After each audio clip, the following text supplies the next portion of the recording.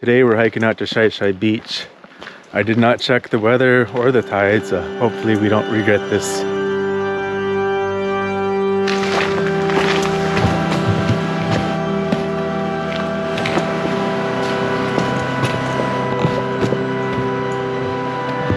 The first mile of the trail is uphill, kind of slightly, almost the whole time. About a mile into the trail, things level off. There are a lot of muddy spots after a mile or so that you have to walk around on the high side. I'm not wearing boots, I'm just wearing some water resistant hiking boots.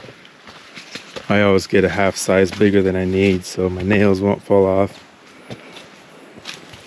Some people think their feet look funny in oversized shoes, but I'd rather wear an oversized shoe than have my nails fall off. Stella has boots on, so she's 4x in.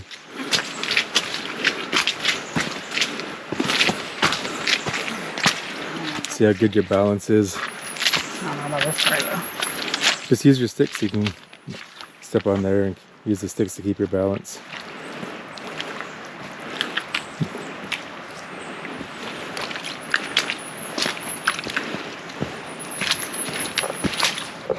Whoa.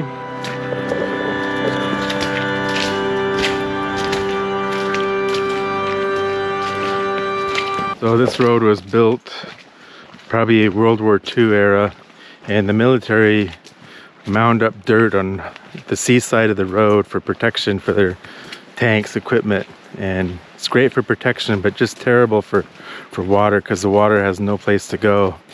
You see that mound on the side.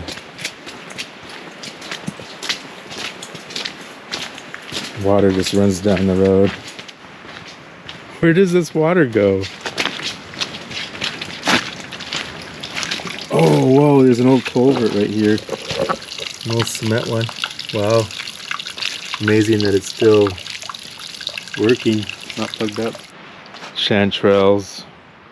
Back in the 70s, you could still drive a 4x4 down this trail. This part of the trail right here was the worst. They called it Big Muddy.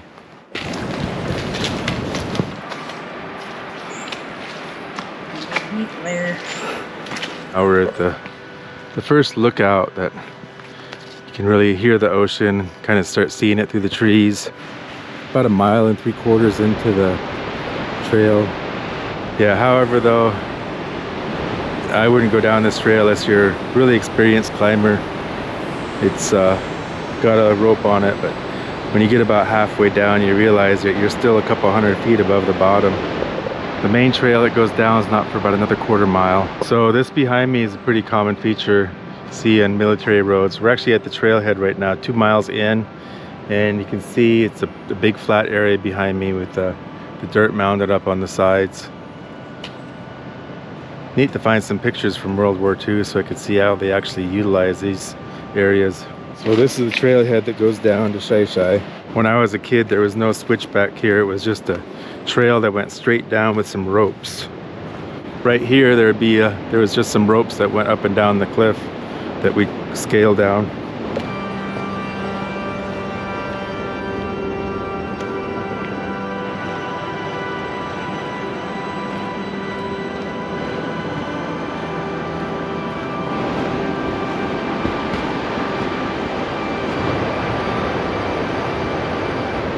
Okay, we are here.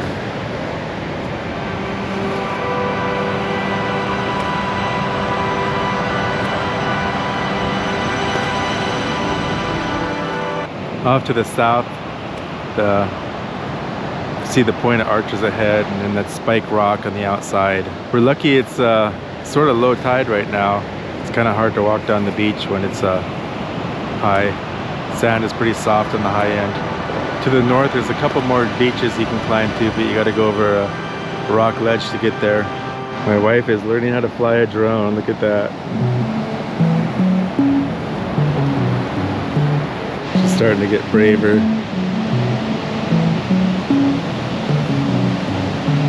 Look at your screen once in a while. That's mainly where you want to learn to fly from, is relying on your screen about 90% of the time.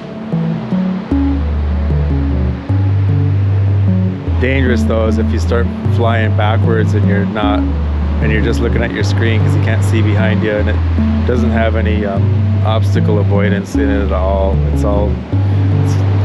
not one of the first year drones that came out, but it's about 4 years old yet. Just go right to that spot right here. Come this way. Now we're getting home. Go ahead. Just come forward. Just push it down.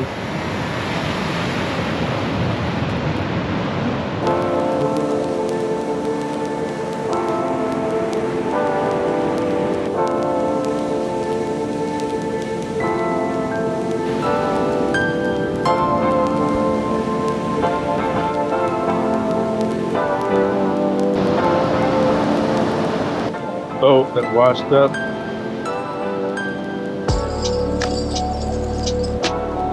I finally checked the weather. It's supposed to start raining in about a half hour, so probably gonna get just pissed on today. We're almost to Petroleum Creek, which is about 2/3 the way down toward the south end. It's a bunch of pelicans up ahead of us. Right now I'm at Petroleum Creek. It's about 2/3 way down the beach. It's rained a little bit, so it's getting harder and harder to cross the creek.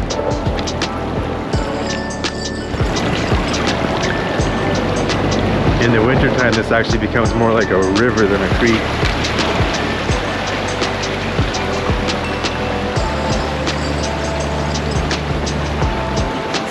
That was kind of scary. So just about 50 yards, 50 yards past Petroleum Creek, there's a bathroom. Latrine. Right now the bathroom area is marked by these buoys you see. I left my backpack about a half a mile down the beach and my coat's in there and need to get back. Looks like we're gonna get slightly damp on the way home. We're moist. Yeah, getting rained on now.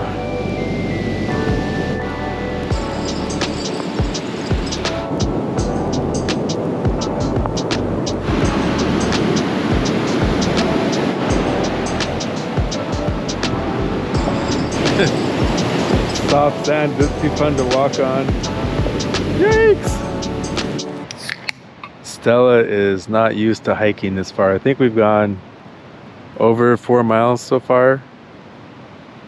Down and back, and part of that's on some soft sand. How you holding up? Fine. I'm pretty sure that's a bunny in front of us. Stella's going right up to that bunny.